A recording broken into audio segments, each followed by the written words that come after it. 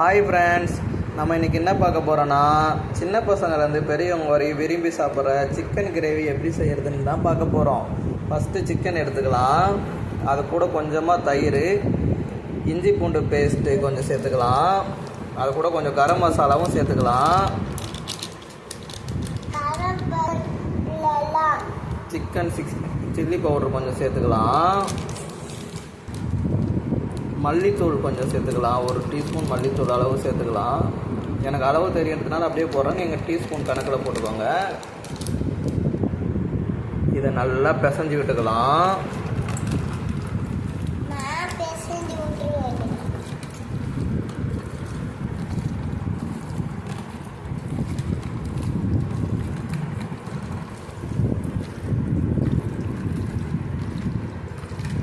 நல்லா பிசைஞ்சு ஒரு 15 நிமிஷம் ஊற வச்சுக்கலாம். இப்போ இந்த சிக்கன் ஊறுறதுக்குள்ளே நம்ம அடுத்து என்ன பண்ணலான்னா, அடுப்பில் கடாய் வச்சுக்கலாம். அதில் கொஞ்சமாக எண்ணெய் ஊற்றி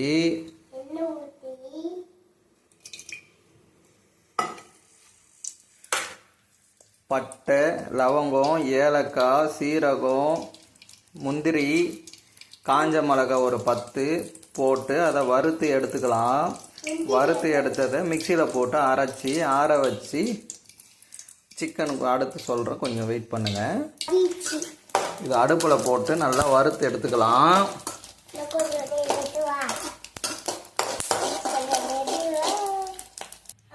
அடுப்பில் போட்டு வறுத்ததை கொஞ்சம் நேரம் காய வச்சுக்கலாம். காய வச்சு மிக்சியில் போட்டு அரைச்சி அதை தனியாக எடுத்து வச்சுக்கலாம். வறுத்து எடுத்த முந்திரி, ஏலக்காய், பட்டை, லவங்கத்தை கொஞ்சம் நேரம் நம்ம காய வச்சுக்கலாம். பொடிசாக நறுக்கி வச்ச வெங்காயத்தை அதில் சேர்த்து வறுத்துக்கலாம்.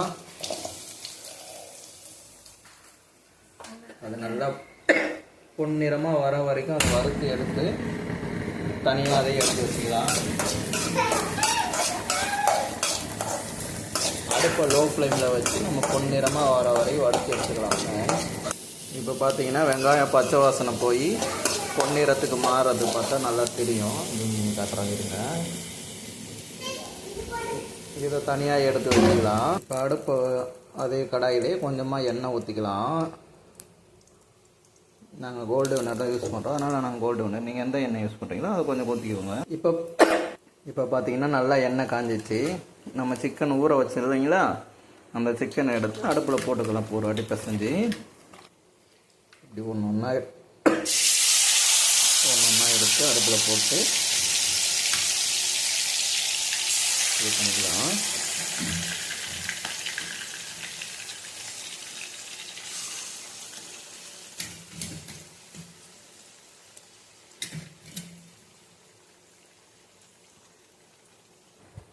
அடுப்பில் போட்ட சிக்கனை ஒரு வாட்டி நல்லா கிண்டி விட்டுக்கலாம்.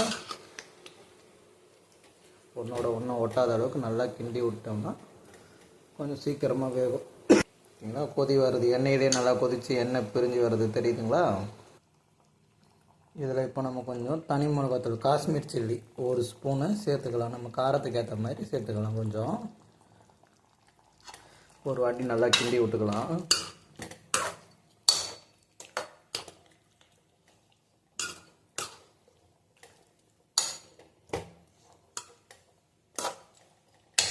கிண்டி விட்டு இப்போ நம்ம அரைச்சோம் பார்த்தீங்களா, பட்டை, லவங்கம், பாதாம் இதெல்லாம் போட்டு அது கூட சேர்த்துக்கலாம். இப்போ அது கூட நம்ம சேர்த்துக்கலாம்.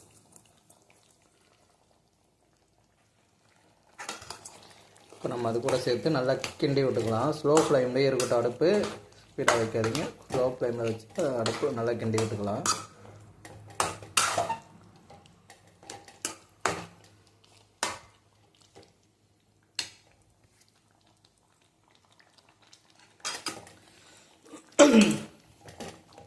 தண்ணியே தேவையில்லைங்க இதுக்கு. கொஞ்சம் எண்ணெய் ஊற்றுறோம் பார்த்தீங்களா, நம்ம சிக்கனில் இருக்கிற எண்ணெயும் நல்லா திரண்டு வரும். தண்ணியே ஊற்ற தேவையில்லை. நமக்கு தேவையான அளவு உப்பு கொஞ்சம் சேர்த்துக்கலாம். உப்பு சேர்த்துட்டு ஒரு வாட்டி கிண்டி விட்டுக்கலாம்.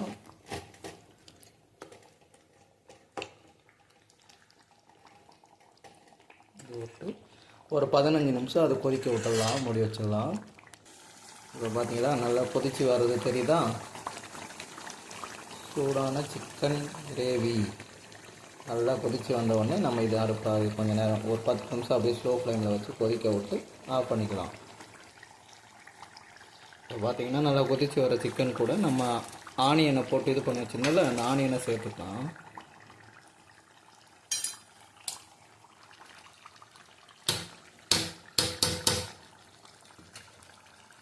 ஆனியன் போட்டு தக்காளி போட்டு நல்லா கிண்டி விட்டு ஸ்லோ ஃப்ளேமில் வச்சு ஒரு 7 நிமிஷம் வரைக்கும் நல்லா கிண்டி விட்டு மேலே ஒரு மூடி போட்டு வானல் போட்டு மூடி வச்சுக்கலாம். 7 நிமிஷத்தில் சூடான சுவையான சிக்கன் கிரேவி ரெடி. ஃப்ரெண்ட்ஸ், நம்ம சூடான சுவையான சிக்கன் கிரேவி ரெடி ஆயிடுச்சு. நல்லா லைட் ஆன் பண்ணி காட்டுற பாருங்கள். அவ்வளோதாங்க. 10 நிமிஷத்தில் சூடான சுவையான சிக்கன் செய்யறது எப்படின்னு எனக்கு காட்டுகிறேன். நாளைக்கு வேறு டைப் ஆஃப் சிக்கன் செஞ்சு காட்டுறேன்.